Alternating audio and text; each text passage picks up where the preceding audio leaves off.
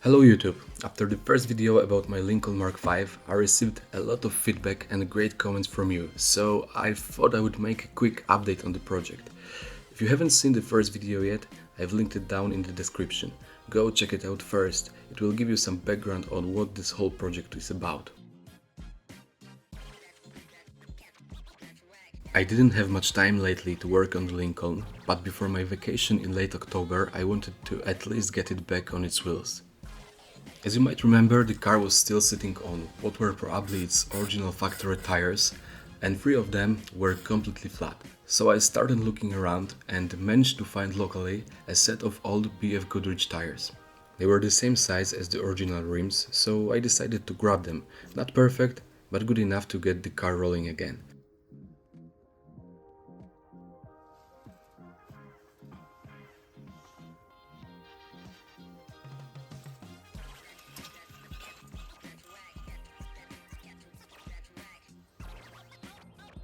When I removed the wheels, I didn't have enough time for a full inspection, but I did a quick look underneath.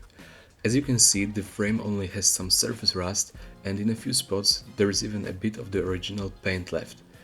The only real damage I found was most likely done somewhere between New York and Warsaw. It looks like someone tried to move the car with a forklift and ended up bending the rear exhaust pipe and the rear left shock absorber.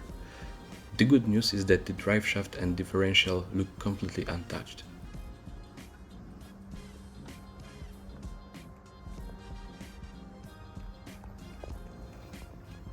BFGoodrich tires have white letters on the sides, which kind of reminds me of classic muscle car tires.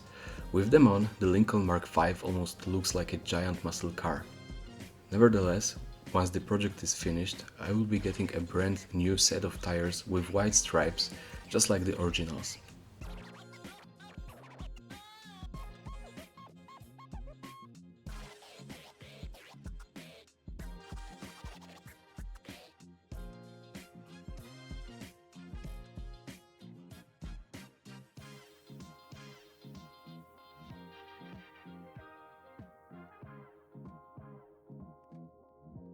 Another thing I've been thinking about is how to protect the car during the winter. Unfortunately, I don't have a proper garage for it, and I didn't want to just throw a regular car cover over it either. You see, car covers might seem like a good idea, but they often trap moisture between the fabric and the body, and that's the perfect recipe for corrosion.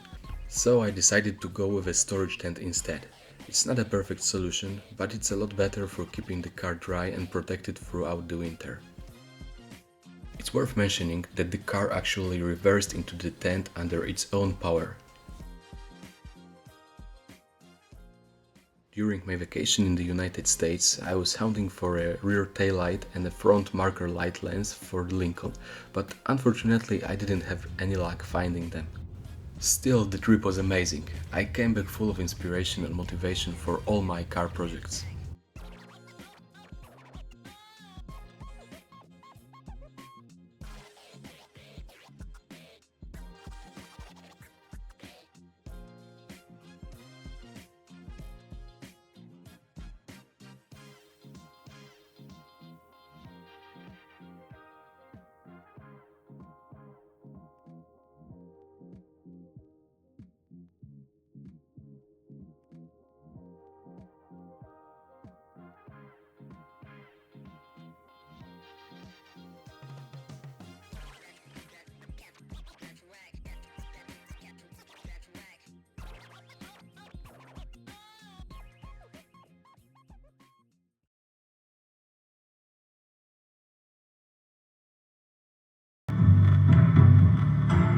I need help from you, baby.